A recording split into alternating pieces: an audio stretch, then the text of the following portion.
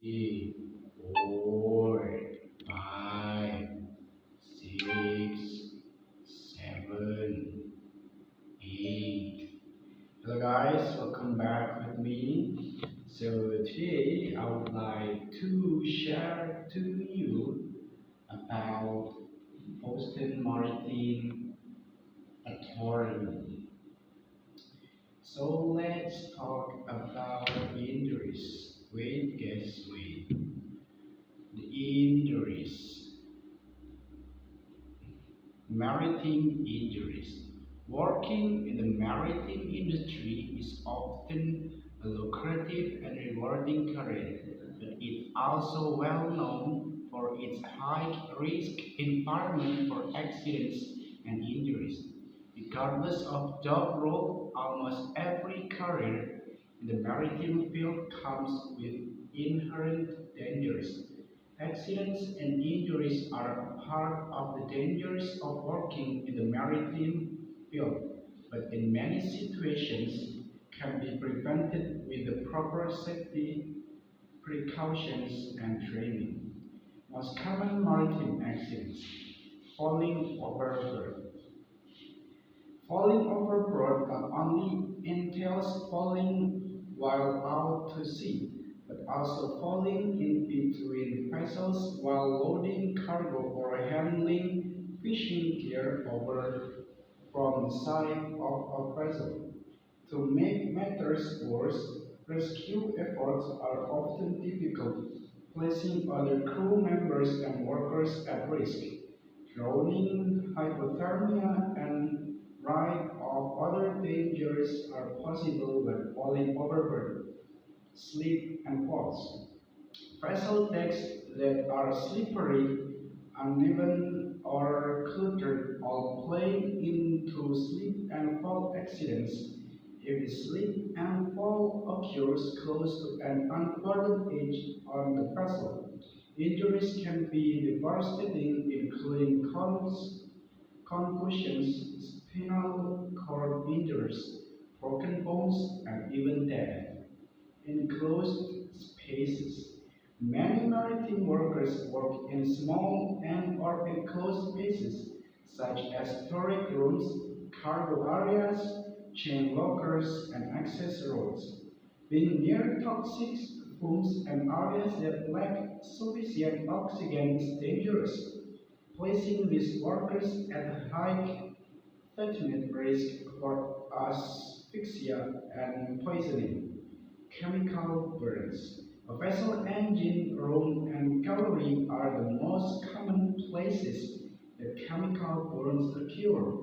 Burns happen for several reasons, including contact with extremely hot oil and other foods while cooking, electrical and voltage accidents, and exposure to harmful chemicals.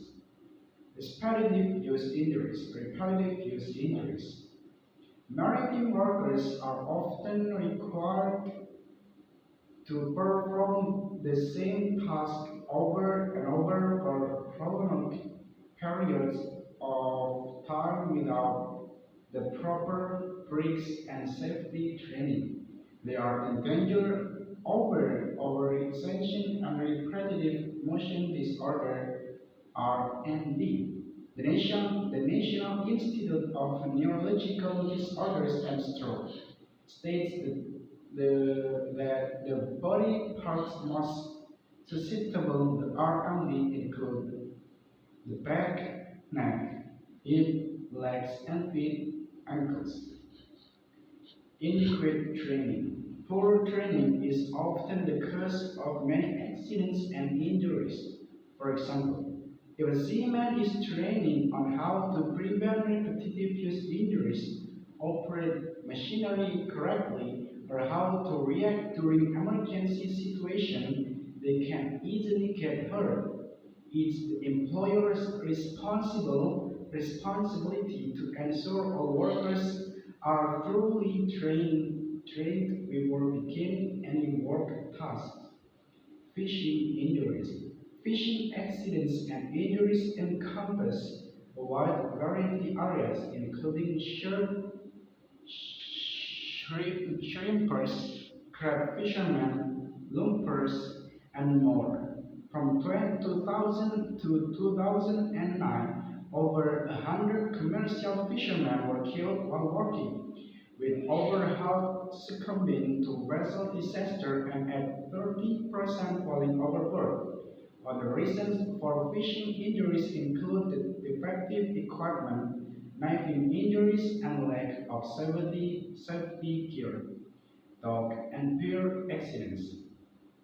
Dog and pair accidents are one of the most common types of maritime accidents due to loading and unloading heavy cargo, walking along gangways, and working around heavy equipment.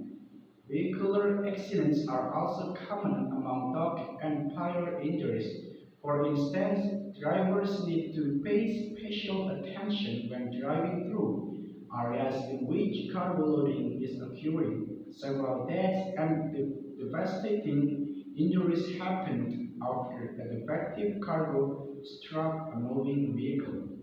Common maritime injuries. Although there are a wide array of injuries that can happen at any time during maritime work, some are more common than others, and in many instances can be prevented if workers are afforded proper training, functioning equipment, safety gear, and a safe working environment. And injuries. Considering that a plethora of seamen work in an environment that's constantly moving, and injuries are one of the most typical types of injuries, from slips and falls, being hit by object, or being struck moving cargo loads, and injuries are a typical occurrence. It's important to remember, however, that although head injuries happen frequently and may seem minor, it's imperative to get medical care. Closed head injuries are especially dangerous as they are more difficult to diagnose. Broken limbs, broken arms, legs, and ankles occur for a variety of reasons, including slip and fall accidents, falling overboard, falling off gangways, and more. In many cases, these types of accidents can be reduced significantly with correct safety measures and training. Lost limb and amputation. Unfortunately, lost limbs and amputation are a typical injury in the maritime industry. Even worse, most seamen will never be able to return to their jobs after such a devastating accident, and many will endure emotional trauma, such as severe depression or post-traumatic stress disorder or PTSD. Lost limbs and amputation typically occur due to defective, malfunctioning equipment, poor navigation planning, leading to collisions, improper safety training, or lack of training. Okay guys, maybe that's all from me. Thank you for watching. Don't forget to like, comment, share, and subscribe.